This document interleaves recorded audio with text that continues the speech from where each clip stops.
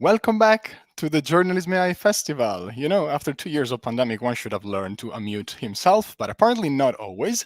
But that's the good thing of being live. Welcome, everybody. My name is Mattia. I am the project manager of JournalismAI, and this is the 14th session of this week's JournalismAI Festival, and probably the 5th one at least, where I don't unmute myself at the start.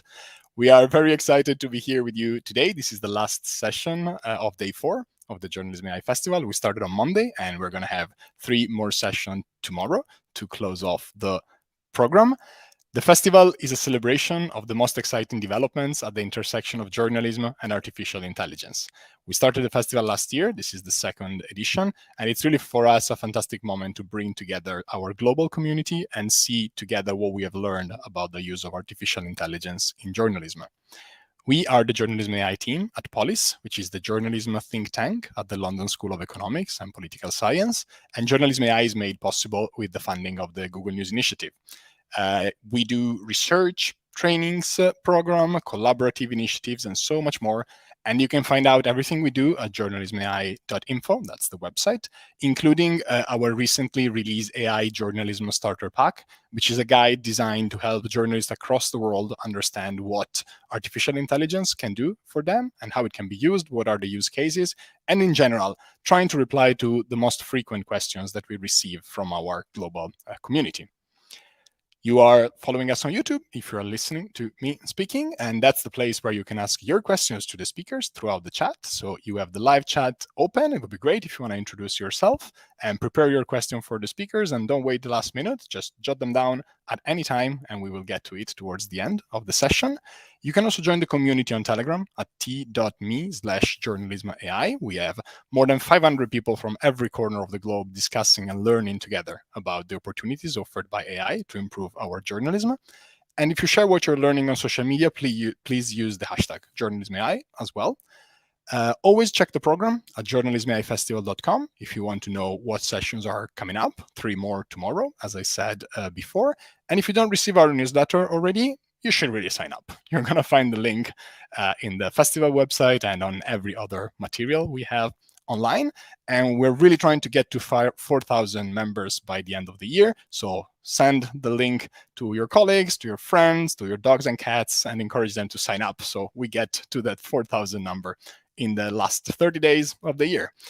Last suggestion from me: be open, be curious, be kind. That's what we invite everyone in our community to be when it comes to this festival. We're here to learn together. AI is a complex topic.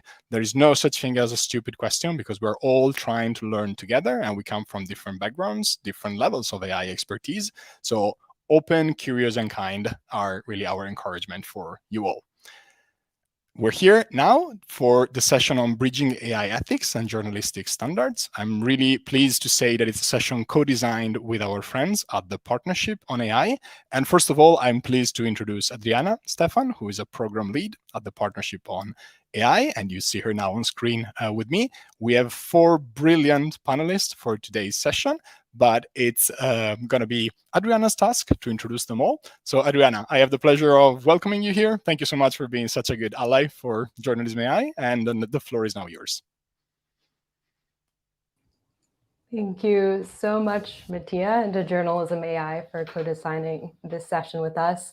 It's wonderful to be a part of this festival as we, as a community, begin to think about the potential of AI's use in journalism, as well as the potential ethical challenges of AI's implementation in newsrooms. As Mattia mentioned, I'm Adriana Stephan. I am the program lead for the AI and Media Integrity program at the Partnership on AI. To give a bit more background on PAI, we are a multi-stakeholder nonprofit broadly devoted to responsible AI development and deployment. And we recognize that the societal implications of AI, including maintaining a healthy information ecosystem, warrants cross-sector collaboration that includes industry, civil society, academia, and media. So in this vein, our recently launched AI and Local News work focuses on convening a multidisciplinary community of experts to develop best practice that get us towards ensuring AI is used responsibly in journalism. So with this goal in mind, I'm thrilled to be joined here by Custis, Head of Fairness, Transparency, Accountability, and Safety at PAI, Jiyoo Chang, Research Fellow for the About ML Initiative at PAI, Tess Jeffers, Director of Data Science at the Wall Street Journal, and last but not least, Jonathan Stray, Visiting Scholar at the Berkeley Center for Human Compatible AI. I'll ask each speaker to introduce themselves and their work in more detail when they first speak, but to kick us off, Christine and Jiyoo will be presenting on machine learning documentation, its value as a mechanism for transparency and accountability, and the challenges of implementing documentation practices for AI systems. And we're beginning this session by focusing on the mechanics of AI ethics, not because it takes precedence over journalistic ethics or standards, but because we want to begin with a high-level overview and understanding of what we mean when we talk about AI ethics in practice before we launch into a broader discussion about how we can better ethically align the AI and journalism worlds. And with that, I will turn it over to you, Christine and Jiyoo, to introduce yourselves and your work. Thank you so much. Thank you so much for having us. It's such a great energy. I appreciate being able to speak to such a talented group of folks, specifically about journalism and AI. I am leading work that is related to fairness, transparency, safety, and accountability. And we have some really great things to share with you from a high level about how we can actually scale transparency using documentation.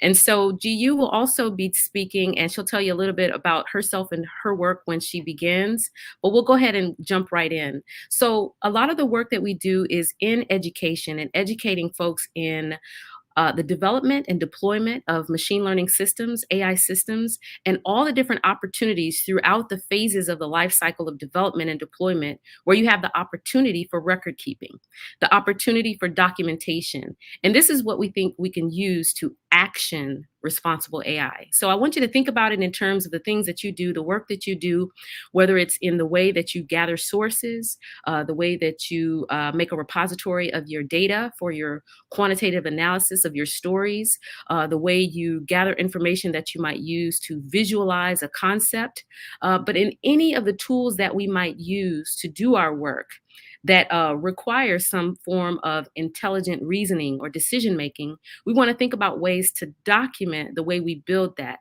and document the way we use it so that we can be transparent about the possible biases and the possible impacts to users and to impacted non-users. So I'll talk to you a little bit about that life cycle. So we're thinking about the way machine learning systems and AI systems are developed. We're thinking about the design and how we develop a model, the way we then deploy the model and observe and maintain and refine. And it's just this whole cycle that you use over and over again and that other people use, because models are just often reused and reborn, and they just build and improve and evolve. And it's super important for us to get this culture of documentation and record keeping so that as they evolve and they morph over time to do more and more things, we have a record of what's happening. So I'll talk to you a little bit about what I mean by that. Throughout that life cycle, when we think about the data, there are times when we specify this data. We decide, what type of data do I even need? If I'm going to be doing a story that involves race and geolocation, what type of data do I think I'm going to be collecting? You want to keep track of the way you collect it. And are there any issues with who actually owns that data? Is it private? Is it identifiable?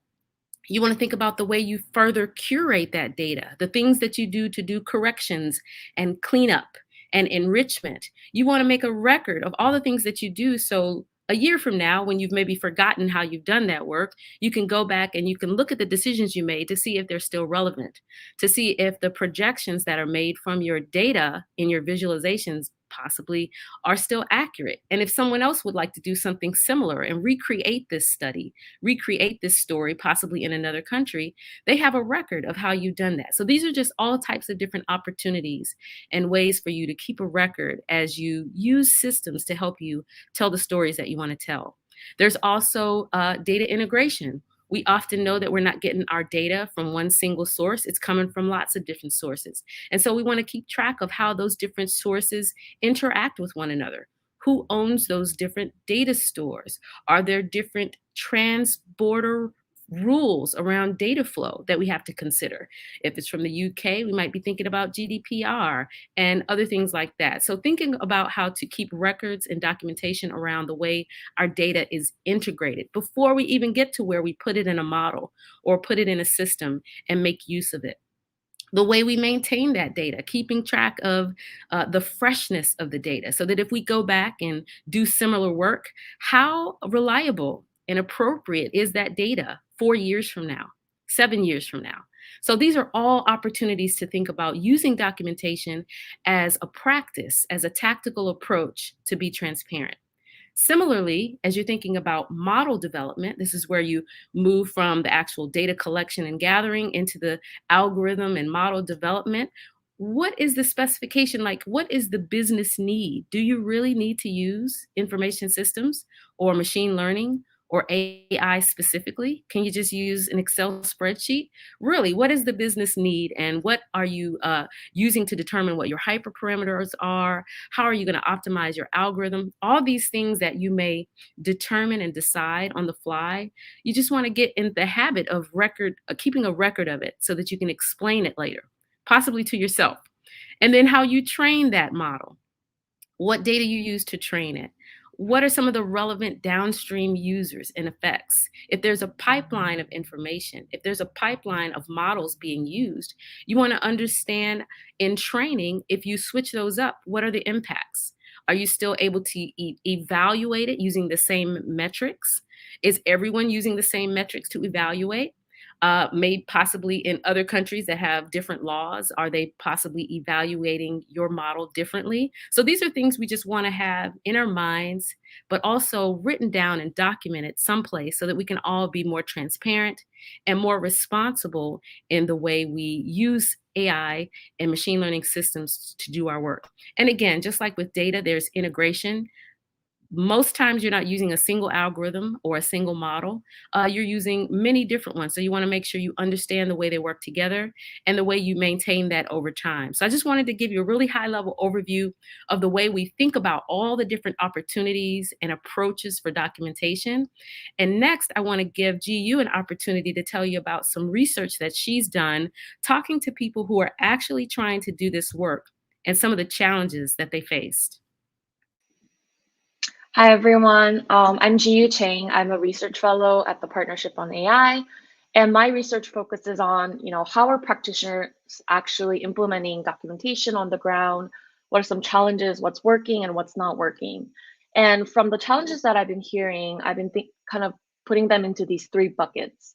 First, organizational culture, technical barriers, and challenges that practitioners face when they're doing the documentation itself. Next, please.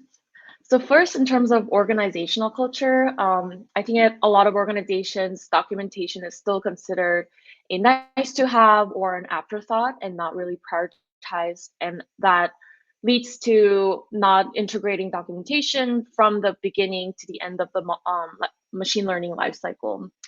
And the reason might be because there's a lack of incentives or rewards for doing the documentation, which takes a lot of effort, and also gaps in the awareness on AI ethics and risk, given the diverse backgrounds that the practitioners in the AI bring. And also getting the buy-in from diverse stakeholders in the organizations, from executives, managers, engineers, has come up as a challenge. There are also technical barriers that practitioners are facing. For example, there are a lot of tools out there and templates to choose from, and currently not a lot of standardizations around which tools to use. Another issue is integrating with some of the existing tools and workflows. And some practitioners mentioned that switching between coding and writing can be hard. So they usually try to just do one at a time. And lastly, in terms of technical barriers, translating technical information to non-technical audiences, which can be very diverse, is a challenge.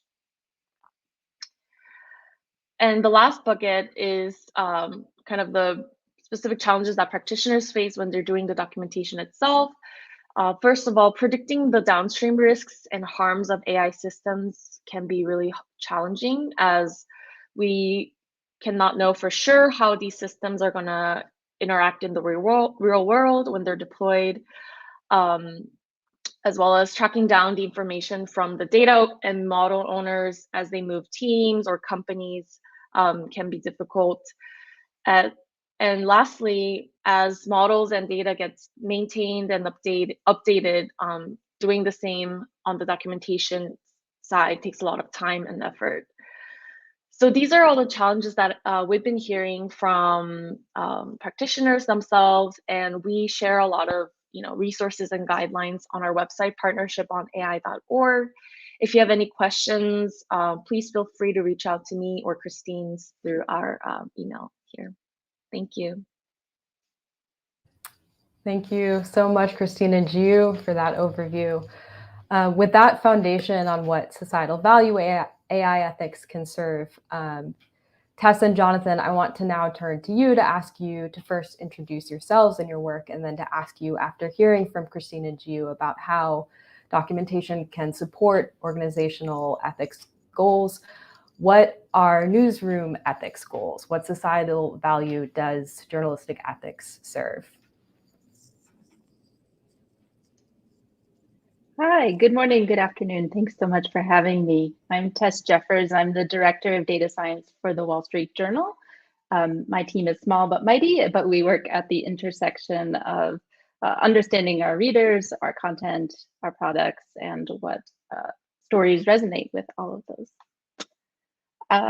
Thanks so much for the presentation. I think it was fabulous, and it really resonated with me both as a machine learning or data science or AI practitioner, but also as someone who sort of sits and thinks a lot about journalistic and ethical AI.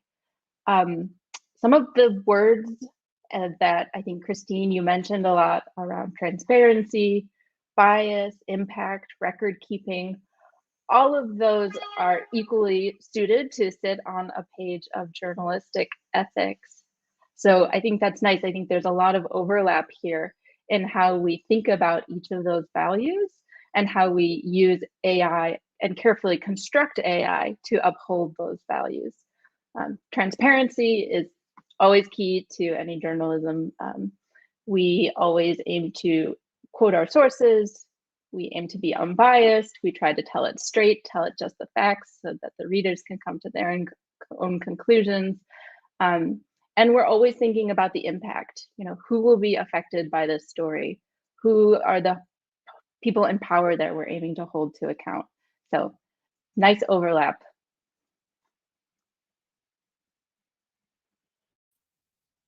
Hi, good morning or afternoon, depending on where you are in the world. My name is Jonathan Stray. I am currently a researcher at the Berkeley Center for Human Compatible AI. I've also, for the last 10 years, taught a course in the dual masters in computer science and journalism at Columbia University. So I've been working at this intersection for a while. The ethical questions that I consider on a day-to-day basis are mostly around recommender systems. Those are now you might think those are social media, Google News, sort of big platforms. But news organizations also use recommender systems increasingly because most large newsrooms now have personalized stories. So there's a little For You box, or maybe it's a tab in the app. And the main ethical concern there is how do you choose the stories? How do you decide which someone should see? The modern practice is generally to choose stories that produce certain types of user interactions, right? Engagement, right? So I want to show you stories that you're going to click on, but as I think everyone has heard by now, that doesn't necessarily align with our values or our ethics. Prior to that, I was sort of on the other side of this problem, building software for investigative journalism. So natural language processing and data visualization software for large sets of documents. And there you actually sort of have a very related concern, which is story selection. So what things in a set of 10,000 or 100,000 pages should you bring to the journalist's attention? And this is actually kind of a very old problem, which is resurfaced in a new way. When I was an editor at the Associated Press, a memo went around saying, you know what, we don't put every car crash on the national wire. So here are some standards for deciding if a car crash is a national story. If it was multiple victims, if it was someone famous, these type of criteria. And it's almost embarrassing for journalists to sort of be this explicit about what counts as news. But when you are working with computers, you have to be extremely explicit about what counts as news. So what kinds of patterns of financial transactions is your data mining software going to bring up to an investigator? What kinds of stories should be prioritized when you're choosing what to show someone? These are the types of journalism ethics concerns that I spend my days on. Thanks for highlighting those concerns, Jonathan. Tess, I want to turn back to you. You mentioned there was overlap between AI ethics and journalistic ethics. And can you talk a little bit more about how the Wall Street Journal uses AI tools? And are there instances where you have to make decisions about how to use AI tools that make you question how to meaningfully uphold journalistic ethics through those decisions? It's a good question. So the journal uses AI in at least 3 major applications, probably ones you've heard about already through the festival. First is computational or data-driven journalism or investigative journalism, where we use AI or computational tools to sort of mine stories, like Jonathan was just mentioning. For example, there was a recent WHA investigation where they used computer bots to watch hundreds of thousands of videos on TikTok and sort of reverse engineer the algorithm and understand how folks are getting, again, recommended content on that platform. Secondly, we use AI sort of as product features, either in comment moderation or in recommender systems for what to rate next, like Jonathan mentioned. And lastly, we as a data science team sitting in the newsroom, we use AI tools to sort of better understand our content and our audience. So we track all of the content that we publish, and we can use automated machine learning models to sort of typify and categorize that work. To the extent to which we need to think about journalistic and ethical AI, it's important that we always are having that conversation. You know, our standards and our legal department are very involved in investigative journalism and the use of AI. There's always a conversation happening around, you know, which of our standards might this come close to, you know, being on the edge of, and what are we willing to do and what are we not comfortable with doing. Similarly, when we use AI to sort of analyze our audience or our content, we're always thinking about, is this something that we told the reader that we would be collecting data both about them and using it in this express purpose for maybe a recommendation or for targeting, you know, a marketing email or whatever it is.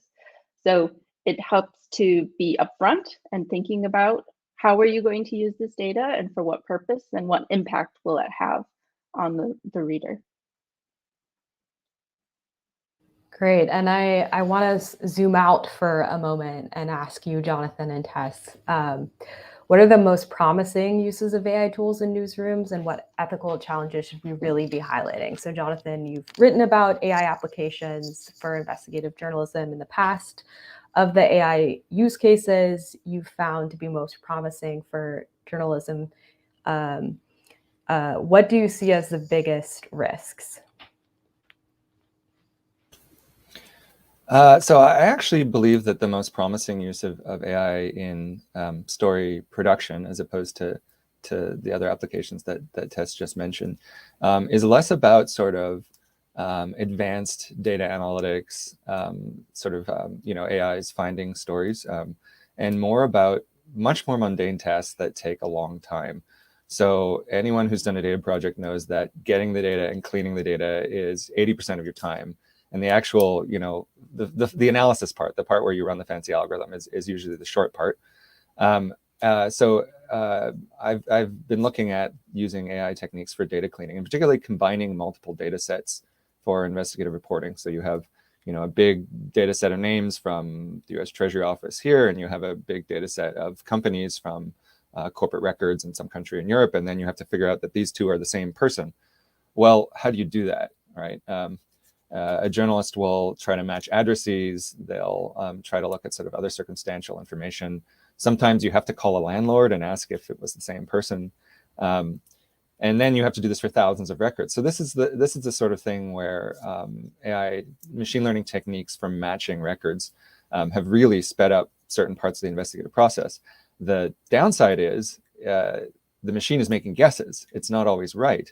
So you have to have safeguards in place to ensure your accuracy, even when you're working with these huge volumes of data, which usually means you either have to have a human check every one of these linkages. Are these two records really the same person? Am I really going to publicly accuse someone of wrongdoing based on a database match that an algorithm made? These types of questions. Or you have to talk about sort of aggregates or statistical trends. In our analysis, 80% of X did Y, that type of thing. And then use techniques such as taking random samples and checking them by hands to control those error rates. So on the investigative side, the guaranteeing the accuracy of a process, guaranteeing human oversight into the quality of the product is one of the main ethical challenges relevant to AI and story production. And then, Tess, you outlined a number of AI use cases earlier, personalization of content, recommender systems. What do you see as the biggest risk for using AI in newsrooms?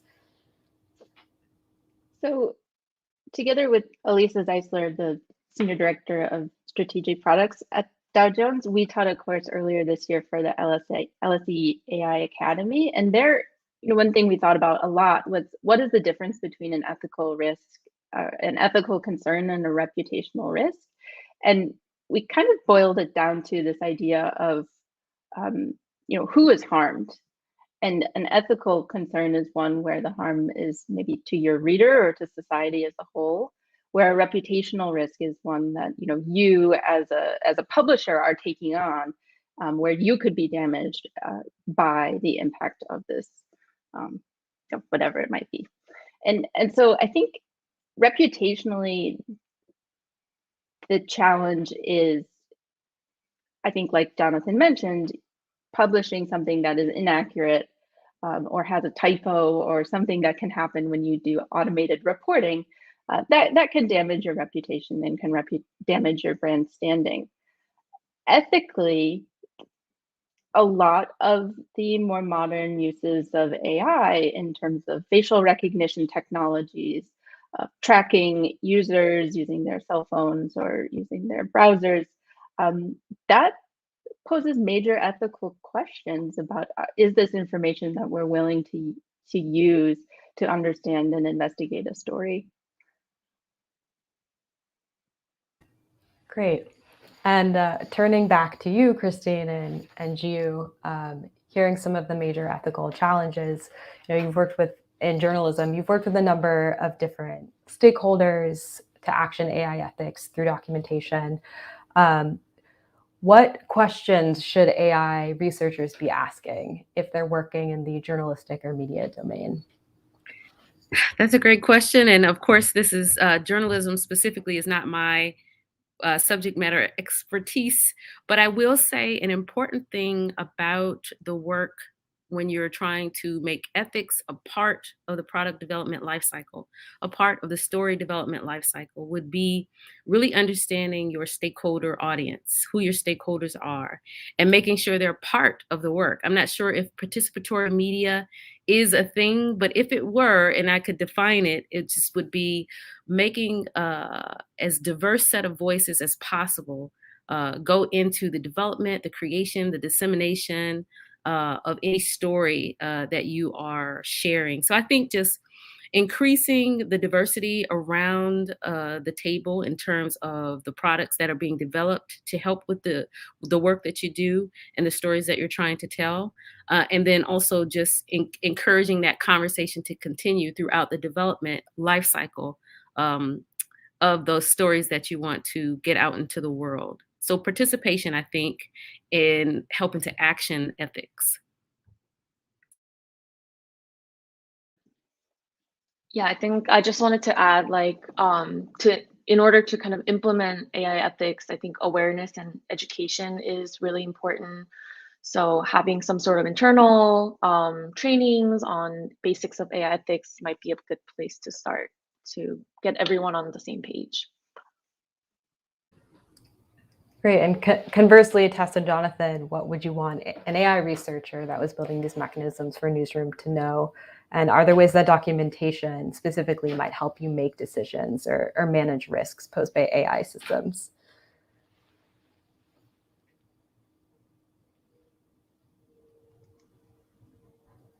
I think inherently in creating documentation, you're increasing transparency, and transparency is the key to mitigating a number of reputational or ethical risks. It just helps to manage risk because you're setting expectations. Here's how I did X. Here are the assumptions that I made at this step and this stage. And so being clear about that can help the reader understand the process that went into creating a piece of a story or a product. And I think the other thing is that also just by existing documentation helps because we as humans act differently when we know someone is watching. I put on a different shirt and I brush my hair when I know I'm going to go into the office versus when I'm staying at home. So I think documentation, as a practitioner, I will act differently and I will think a little bit harder about those assumptions that I make if I know that someone else is going to be looking at them later on as well. Yeah, I think that's exactly right. I was just talking with someone who's working on the concept of AI impact assessments as a policy tool, and they said, look, the point isn't the artifact, it's the process. You should be continually thinking about the impacts of the systems you're building. And so one of the ways to force you to do that is to force you to write down what it was you were thinking at the time. So in the case of a news recommender system, right? So there's always some sort of engagement signal that you use. You ultimately need to show people things that they're going to read, because if you show people things they're not going to read, then nobody benefits. But you want other things as well. So you want to think about a diversity of topics, a diversity of sources. You want to think about how you're serving different types of user needs. There's a variety of stuff that you would hope goes into news recommendations, and writing that down can be a valuable exercise, and not just, of course, the final outputs, but all the components into that, because your modern systems, you usually have dozens of different models providing ranking systems. So we use a topic analysis model that we obtained from this open source project or this company, and here's what we know about how it breaks down topics. And of course, the set of topics that model produces is going to have downstream implications. For example, if you're trying to do diversification by topic, being unable to tell whether two stories are or aren't classified as the same topic has implications for ultimately what news the user sees. So I see documentation as a way to sort of force people to unpack and think about all of these different decisions that they're making, implicitly or explicitly. Great, thanks, Jonathan. And I want to get to one question. So as we've built out our AI and local news work at Partnership on AI, a concern we've heard repeatedly is that AI will not be used to benefit journalists, but will be used solely for the purpose of improving the business bottom line. So how do we ensure that newsrooms specifically use AI in ways that benefit society over profits?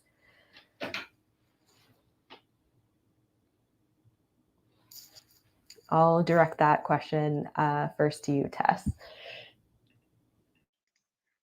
I think it's a good thing to keep in mind, but I think it's also something that we always keep in mind, and that the journal, even as we become a more and more a digital publication, our mission remains unchanged, which is to deliver facts and insights, and to be the trusted source for decision makers. That doesn't change even if the tool we use is driven by data science, AI, or whatever comes next year. So the reader, our stories always come first over profits, although both would be nice. And I think upholding, having a lot of faith in your standards department, your legal department, and really keeping that close to every decision that you make ensures that those ethics don't stray over time.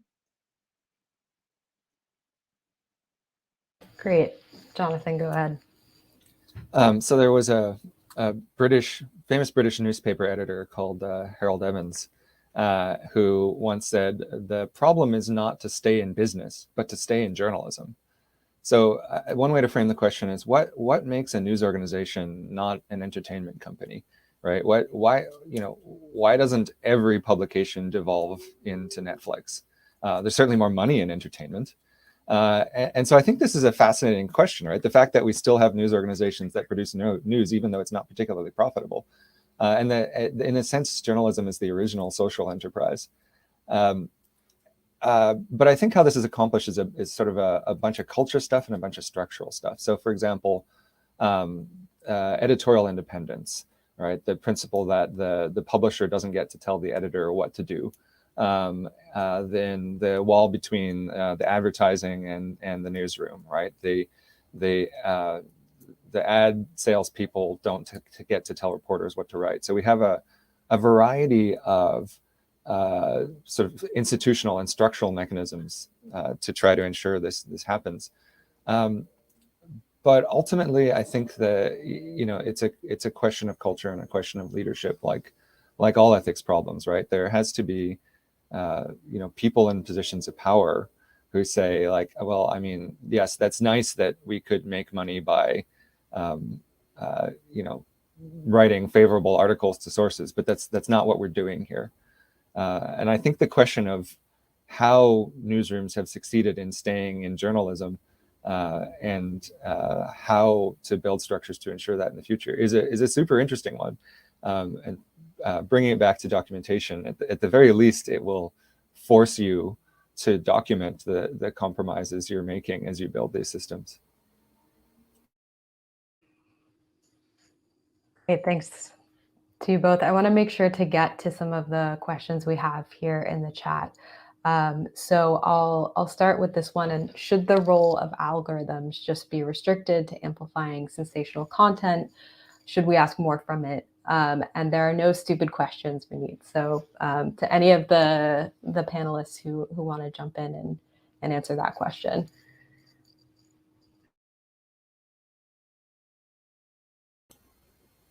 I mean, no. We don't want recommender systems to just amplify sensational content. The challenge there is saying what you do want instead of what you don't want. So it's easy to build an algorithm that tries to give people things they'll click on. It's harder to say, well, okay, what do we want? Well, we want it to give people definitely say the sort of big stories of the day that we think everyone should read, and also we want it to give people information that might affect them personally. Okay, so how do we know whether a story is important to them personally? Well, we can think about their locations, we can think about topics. Then you get into questions like, do we know what a person is interested in? Can we infer that from what they've read? Should we just ask them what type of news they want?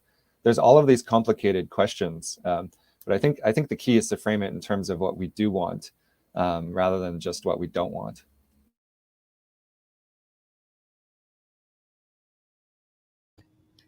Great, thanks, Jonathan. So Sanjeet has a question of, apart from this program, do you recommend any online courses or some reading material to get through to learn more on this subject?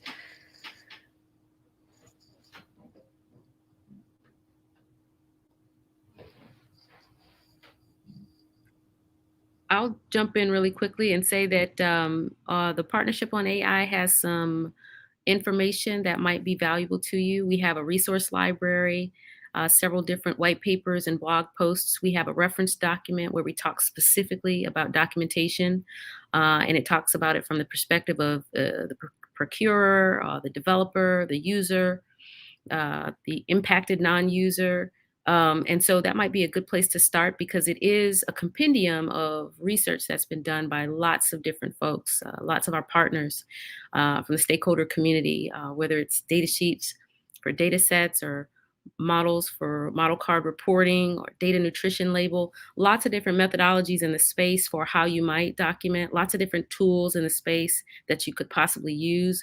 But in general, just an idea for how to shift the culture to one of transparency through documentation. So that might be a good place to start. However, I am biased, so I will state that clearly. That might be a great place to start, just because it does have a very rich resource reference section that you can then branch out and read. I'll throw in another reference to the ONA Journalistic Ethics Code that's meant to help you in your newsroom develop an ethics code. And this is all part of having that conversation, developing a code of ethics before a question comes up, so that you have something to point back to. What will we do? What won't we do? And in what circumstances? I've found that one very useful to read through. Great, thanks everyone for those resources. I want to close this session by prompting a framework that anyone watching could come away with on what high-level questions newsrooms should be asking for the AI tools they implement or hope to implement. So for any newsroom that is interested in ethical use of emerging technologies, what are the big questions? And we've talked about some of these already, but if you could just, a couple of big high-level questions you should be thinking about.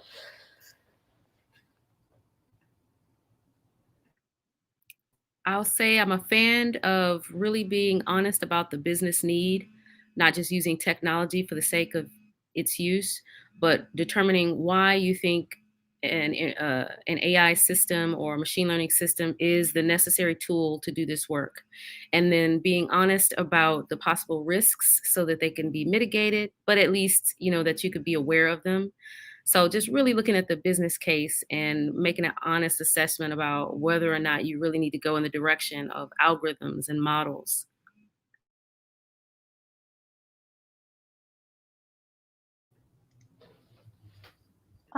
I'm always interested in thinking about the question of how do we convey the complexity of the machine learning or AI technology to the reader, so that it's not overwhelming, but it is interpretable.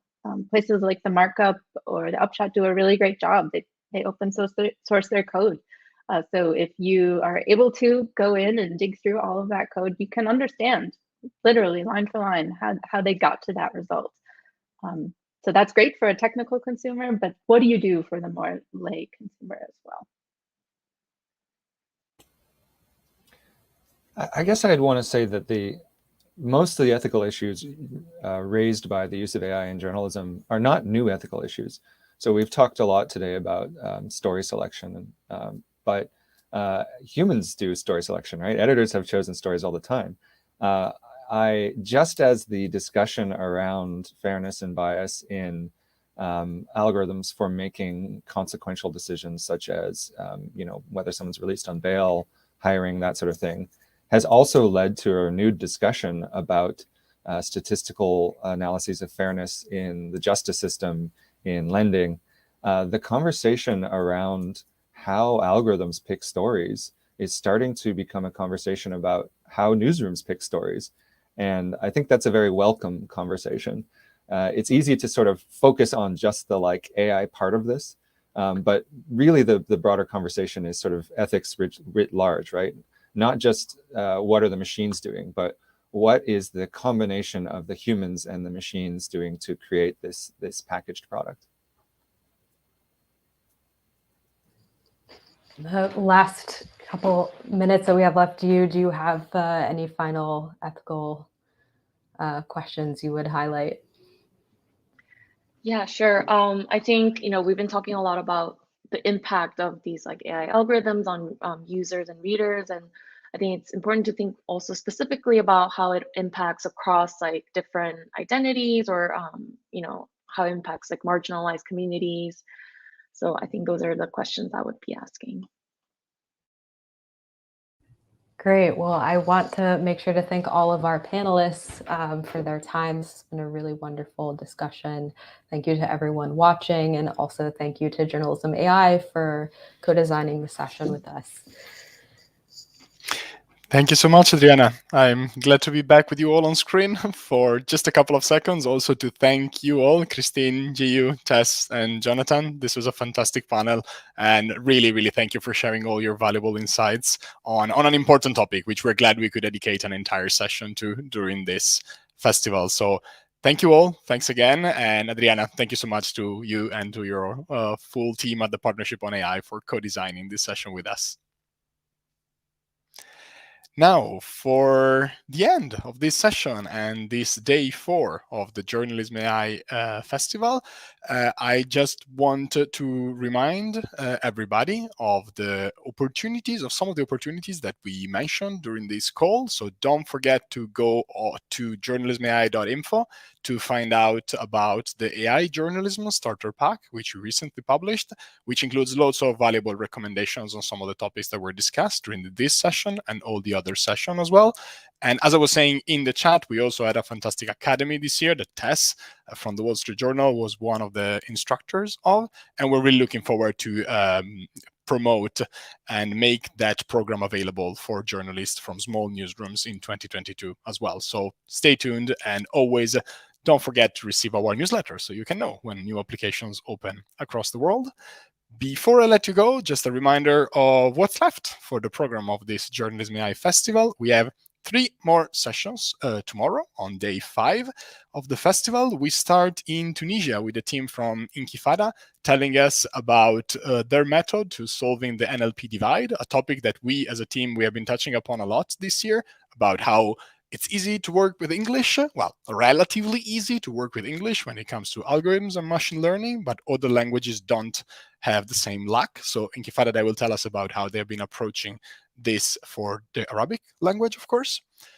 Then we move to the last session of our collab challenges about automating information models.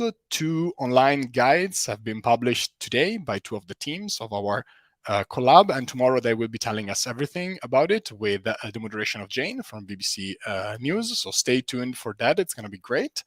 And then we're going to close off the program with a forward-looking session with a bit of a bland title, The Future of AI in Journalism, but really it's going to be an amazing conversation chaired by our director, Charlie Beckett, with Jeremy Gilbert from Northwestern University, Agnes Stambon from Shipstead, and Abhishek Prasad from the HT Media Group in India. And we're really going to try to summarize pretty much all of the trends that have been discussed during the week and look at the future of AI in journalism. What can we expect and how these technologies are going to continue to support journalism if used responsibly.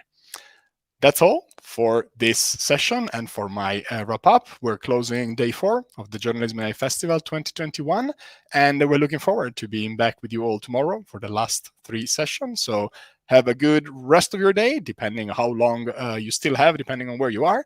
And I'll see you all tomorrow back at the Journalism AI Festival. Thank you.